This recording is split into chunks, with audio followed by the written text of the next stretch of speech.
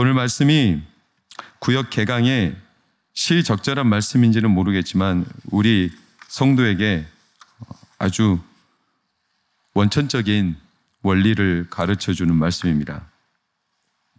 여러분, 나이 든 거하고 늙은 거하고 같아요? 달라요? 어떻게 다를까요? 나이가 들면 늙나요? 늙은 사람은 다 나이가 많은가요? 나이가 적어도 늙을 수 있나요? 나이가 많아도 젊을 수 있나요? 아시네요? 그럼 여러분, 나이 든 거하고 늙은 거하고 뭐가 더 슬퍼요? 옆 사람 한번 직접 물어보세요. 자, 두 가지 질문이에요. 너 나이 들어 보인다 하고 너 왜 그렇게 늙었어? 자, 물어보세요. 뭐가 더 슬픈지 물어보세요. 야, 너 나이 들어 보인다. 야, 너 왜 그렇게 늙었냐? 뭐가 더 슬퍼요? 늙었다는 게 슬프죠? 본능적으로 아시겠죠? 우스갯소리지만 여러 비교가 있죠. 아저씨하고 오빠하고 어떻게 구분하죠? 옛날 우리 젊은이들은 요새는 몰라. 핸드폰을 다 똑같이 들고. 근데 옛날 때 핸드폰을 허리에다 차는 주머니가 있었던 시절이 있었어요. 아시죠? 그래서 아저씨 오빠를 구분할 때 오빠는 핸드폰을 뒷주머니에 넣는데 아저씨는 허리에 찬다고 그러죠. 더울 때 이런 폭염이 있을 때 윗단추를 풀면 오빠고 바지를 걷으면 아저씨고,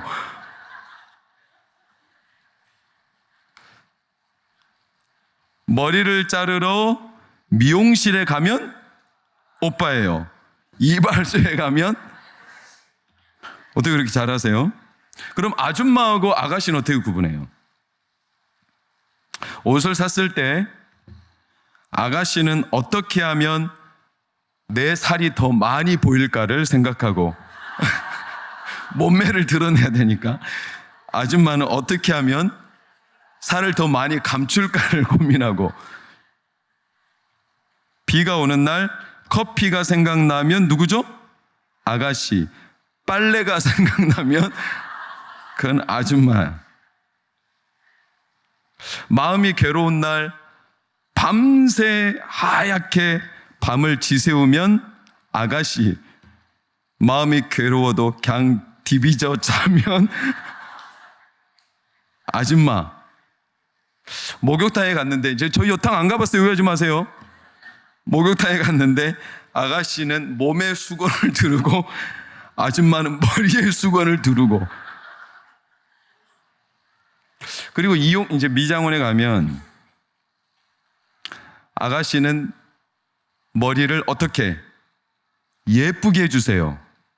아줌마는 오래가게 해주세요.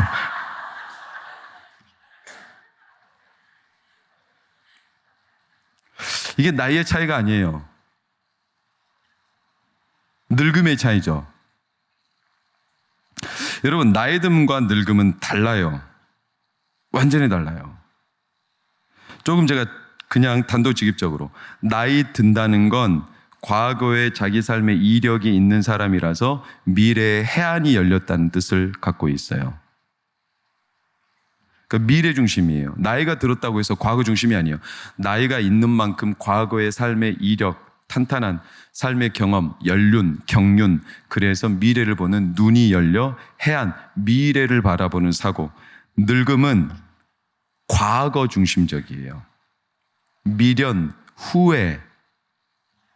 흔히 노인의 마음을 우리 흔히 뭐라고 하죠? 노파심.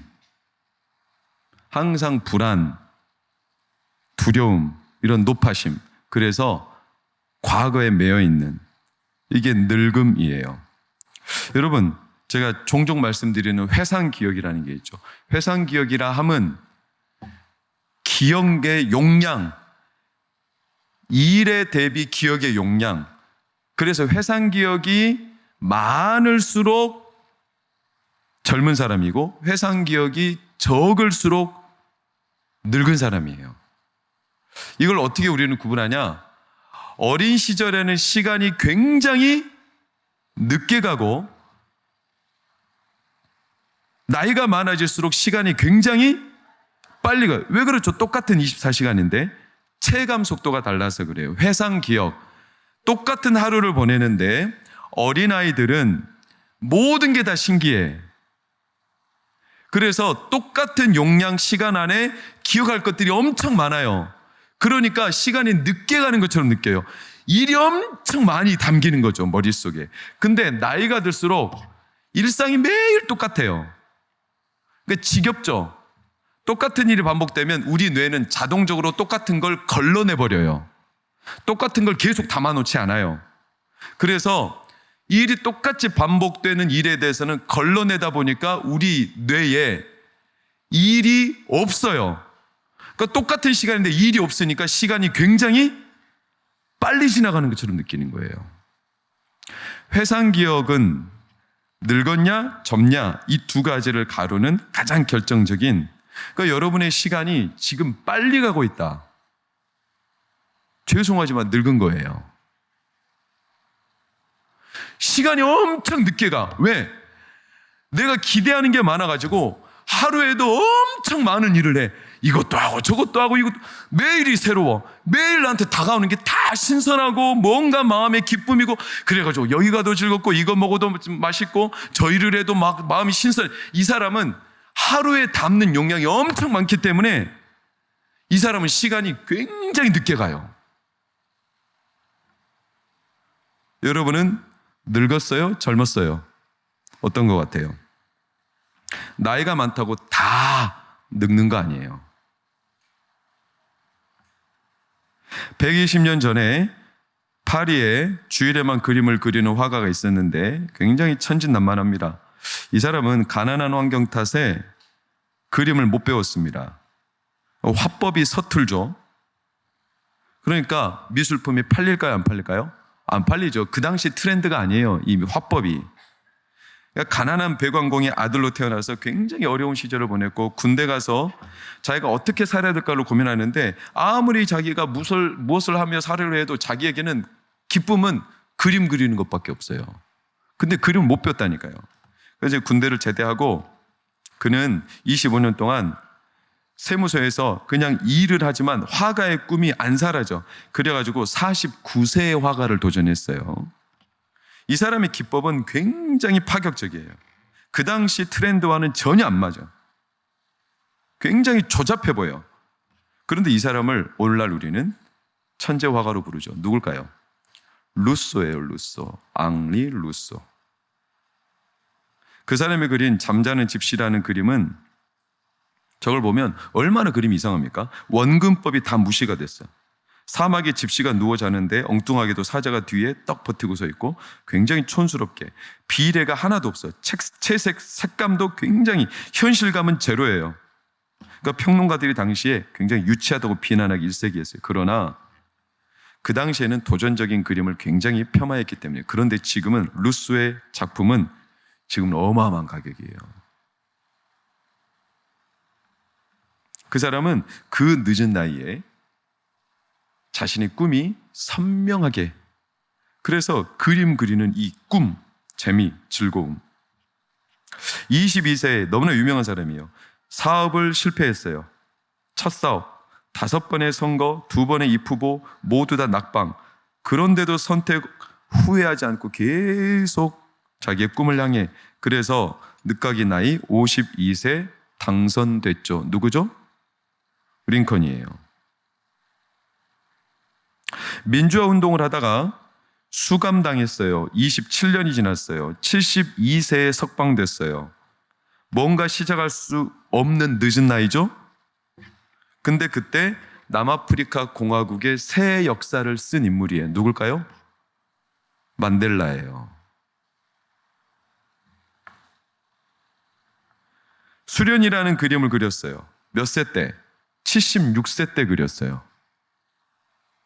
그는 당시 사실주의, 그러니까 모든 그림을 똑같이 그리는 사실주의 기법이 아주 유행하던 시절에 이 사람의 그림은 사실적인 기법보다 내면을 들여다보는 굉장히 새로운, 사람들이 약간 생소한, 근데 이 사람이 이 늦은 나이에 76세 때 수련이라는 그림, 젊은 시절에는 너무나 가난해서 심지어 못 먹고 사니까 자살까지도 생각할 정도로 궁핍했던, 그런데 그의 꿈은 76세 때 돼서야 완성이 됐어요. 누구냐?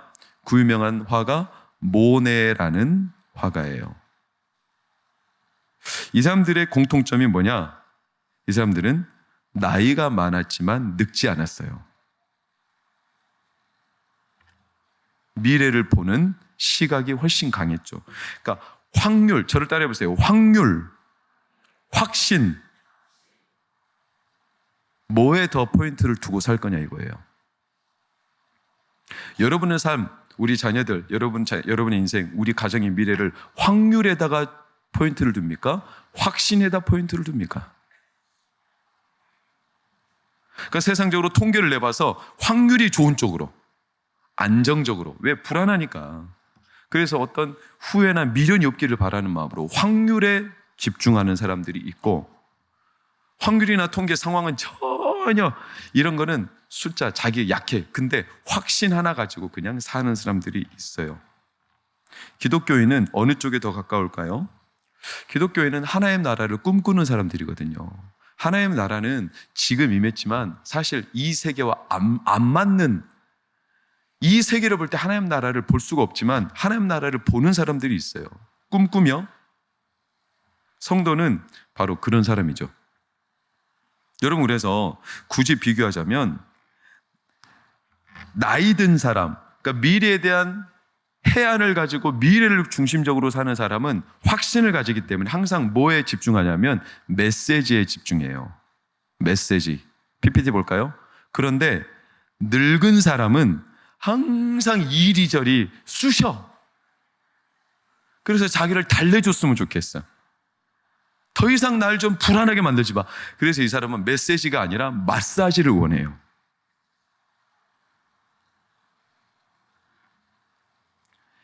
그러니까 미래에 대한 기대, 뭔가 새로움, 이거를 항상 바라보는 대표적인 인물은 성경에 있죠. 누구죠? 갈렙이었어요. 내 나이가 85세로 돼 아직 내가 저 땅을 정복할 꿈이 있습니다. 갈렙, 그는 늙지 않았죠. 그런데 반대로 아직 젊어, 한참이요. 이제 나라를 막 세웠어요. 근데 미래에 대한 기대나 소망보다 안정적인 삶을 꿈꿔. 자기가 앞으로 후회 없는 일만 하고 싶어. 그래서 자꾸 불안함을 그리고 불안함을 최소화시키는 일에만 마음을 써. 오늘날로 말하면 자기가 이 젊은 날 노후 대책을 잘 세워가지고 그렇게 살고 싶은 사람, 그 사람이 대표적으로 사울이었어요. 사울은 14장 52절을 보면 용감한 사람, 힘센 사람, 그들만 불러 모았어요. 왜냐하면 자기가 안정적으로 살고 싶은 거예요. 확률적으로. 제가 너무나 원론적인 얘기를 합니까? 그러나 성경은 그렇게 분명히 말합니다. 그런 측면에서 다윗은 어떤 사람일까요? 1절 보세요. 나이가 많아 어땠다? 늙었다. 나이가 많고 늙은 건 다르지만 다윗도 나이가 많았고 늙음을 피해갈 수는 없었어요. 그러나 그의 선택을 보면 그가 과연 진짜 늙었었나? 1절. 나이가 많은 늙음에 누구를 왕으로 세우죠? 솔로몬. 자, 질문. 솔로몬보다 먼저 왕이 될 사람이 있었어요, 없었어요? 있었어요. 누구죠? 아도니아죠. 그렇죠? 그리고 솔로몬은 정설 부인입니까? 아니죠. 밧세바를 통해서 낳은 아들이죠. 그러니까 전통 가문으로 따지고 순번으로 따져도 솔로몬은 한참 뒤에요. 만약에 솔로몬이 왕으로 세우신다면 다윗은 엄청난 위험을 초래해야 돼요. 그러니까 최상의 선택이 아니에요. 그러니까 다윗의 입장에서 이제 나는 늙었어요. 그러면 안정적인 선택이 좋아요? 불안정적인 선택이 좋아요? 안정적인 선택이 좋죠. 솔로몬을 선택하는 것은 악수예요. 좋은 수가 아니죠. 적어도 내 노후를 책임져 줄 후견인이 필요한 거죠. 그럼 솔로몬을 선택하면 안 돼요. 아도니아. 근데 솔로몬을 선택하죠. 두 번째, 2절 볼까요? 2절, 누구를 불러 모으죠? 레위 사람을 불러 모으죠. 자, 레위인은 누굽니까? 제사장들. 성전을 섬기는 사람들이죠. 레위인들은요, 엄밀히 말하면 왕을 섬기는 사람들이 아니에요. 하나님을 섬기는 사람들이죠. 구별된 사람들이죠. 그래서 출애굽기 33장에 보면 레위인들이 어떻게 하냐, 금송아지 사건 이후에 금송아지를 섬긴 백성들, 그래서 여호수아가 모세가 여호수아를 통해서 갈르라고 해요. 금송아지를 섬길 사람, 그렇지 않은 사람. 그때 여호수아를 중심으로 누가 모이죠? 레위 사람들이 모여요. 레위 사람들이 모여서 그 백성들 진중으로 칼을 휘두르며 지나가죠. 그때 성경은 이렇게 기록해 놨어요. 뭐라고? 헌신하였다. 헌신된 자들. 이들은요, 하나님의 뜻이라면 목숨을 거는 자들이고, 왕이라도 하나님의 뜻을 거역한다면 레위인들은 순종하지 않아요. 그러니까 왕이 레위인을 선택한다는 것은, 이거는 자기에게 좋은 선택이 아니죠. 자기에게 세력이 될 만한 사람을 선택해야 되지 않겠어요? 근데 하나님께 헌신된 자들, 레위인들.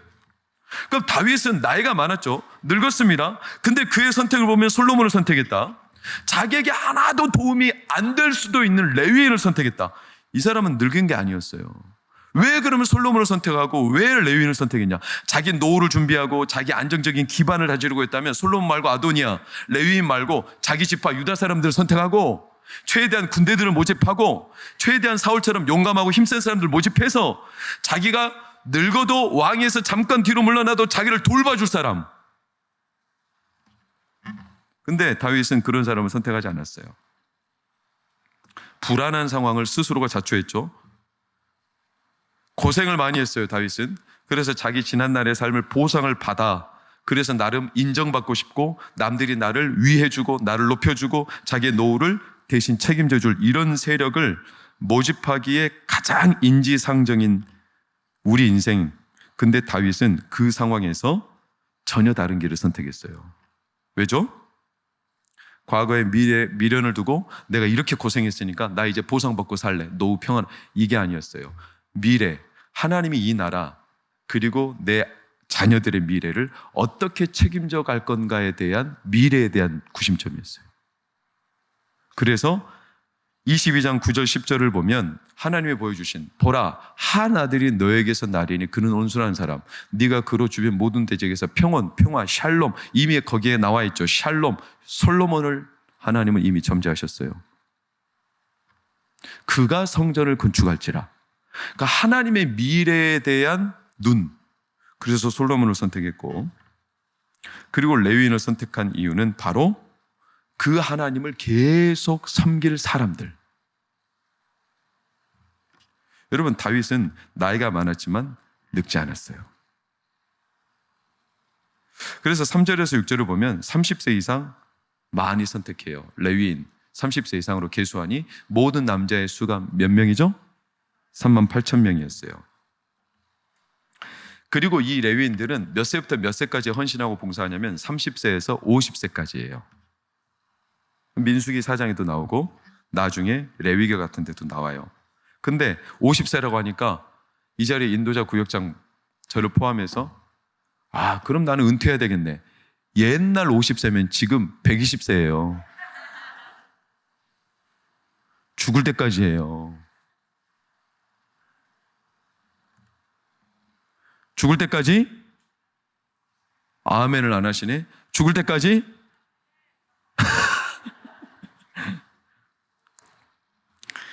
다윗이 그랬죠. 여러분, 우리가 노후를 챙기는 건 대단히 지혜로운 일입니다. 노후를 챙기지 말라는 설교를 듣지 마세요. 근데 우리의 시선이 과거의 불안, 미련, 후회, 그래서 내가 이제는 좀 노후에 인정받고 보상받고 이렇게 살고 싶어, 그래서 과거에 초점이 있어서 미래를 준비하려 하지 마시고, 그날 밤 그렇게 준비하다가 경고를 받은 사람 있잖아요. 누가복음 11장인가요? 부자. 그렇게 열심히 창고도 준비하고 다 준비했는데 그날 밤에 하나님이 하필 와가지고 뭐라고 하셨냐면, 어리석은 자여, 네가 준비한 것이 누구의 것이 되겠냐. 여러분, 30세 이상 바로 몇 명이었다고요? 38,000명이에요. 38,000명이면 다윗 시대 때 몇 분의 몇일까요, 인구에? 제가 대략 다윗 시대 때 꼭 비율이 맞지는 않겠지만, 다윗이 사무엘하 24장을 보면 무슨 조사죠? 인구조사 하시는 거 아시죠? 인구조사했을 때 몇 명인 줄 아세요? 물론 역대기하고 사무엘하가 약간 수치가 달라요. 사무엘하 24장에 인구가 몇만 명이냐면 130만 명이에요. 조사했을 때. 물론 여성들을 뺀 대부분 남성들 기준의 인구였겠지만 어쨌거나 숫자적으로 의미가 130만. 그러면 3만 8천 명이면 몇 퍼센트일까요? 130만 명에 3만 8천 명이면 놀랍게도 3%예요. 우연이겠지만 여러분, 이 지구상에 3%만으로도 정체성을 유지하는 곳이 어딘가요? 어디죠? 3% 가지고 그 어마어마한 용량을, 정체성을 결정하는 데가 있어. 어디죠? 바다죠, 바다. 바다의 소금은 3%예요. 우연일 테지만 묵상하는 중에, 아니 바다의 97% 물보다 3%가 바다의 정체성을 결정하는 거예요. 소금이.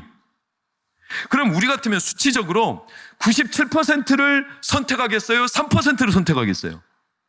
당연히 우리라면 97%를 선택해야죠. 수치적으로 97%가 내 삶에 놓우고 나를 안정적으로 해주고, 그 97%가 내 왕권을 강화해주고 나를 뒷받침해주고, 그게 가장 나를 배후 세력으로 나를 안정적으로 밀어준다면 그거야말로 아주 좋은 선택인데, 놀랍게도 다윗은 3만 8천의 레위인으로 미래를 선택한 거예요.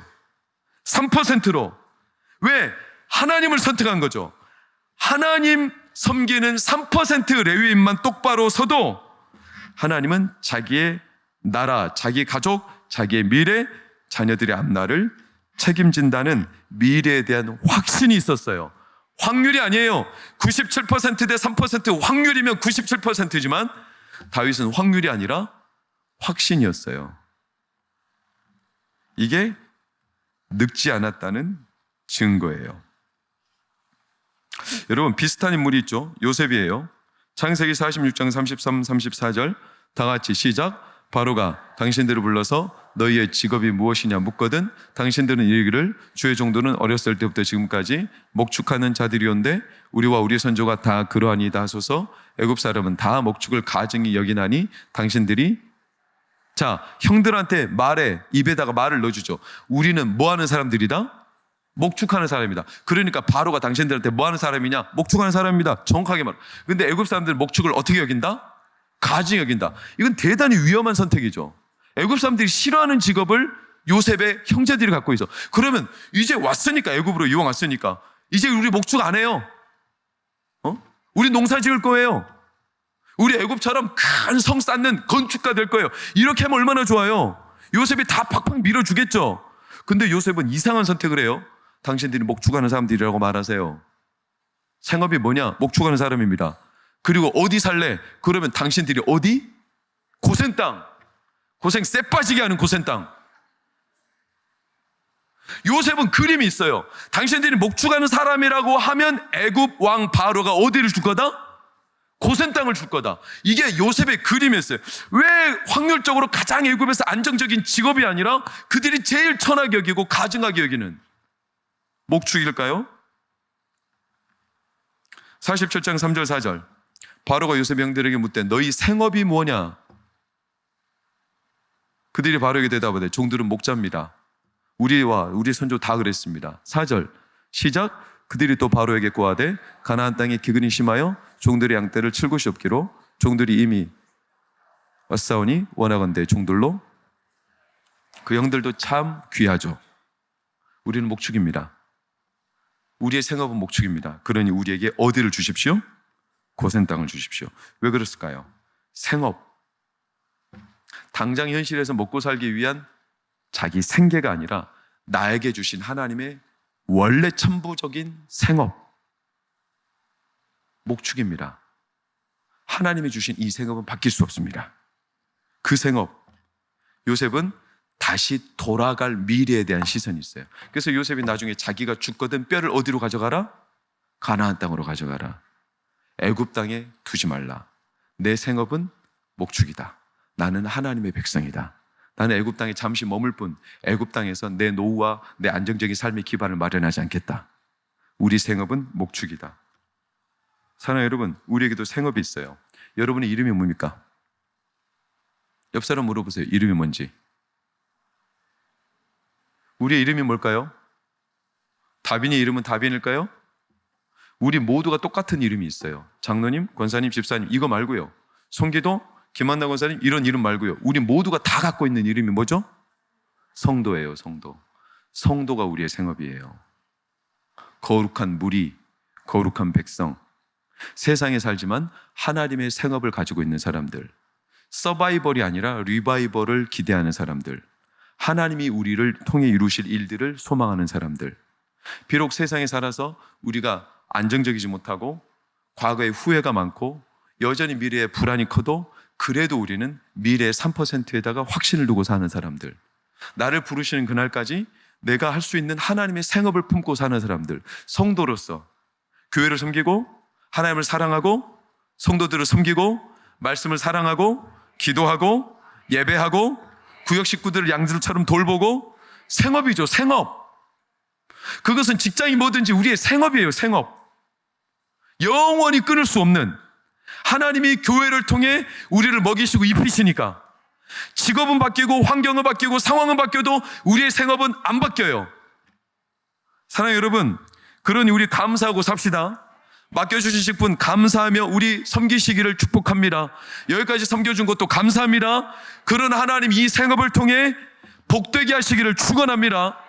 요셉이 그 생업을 너무 선명하게, 다윗이 그 생업에 대한 확신, 그래서 97% 확률이 아니라 3% 미래를 바라보며, 그래서 자기가 선택할 게 분명했어요. 하나님이 기뻐하는 게 뭐냐? 하나님이 즐거워하는 게 뭐냐? 하나님이 나에게 주신 진짜 생업이 뭐냐?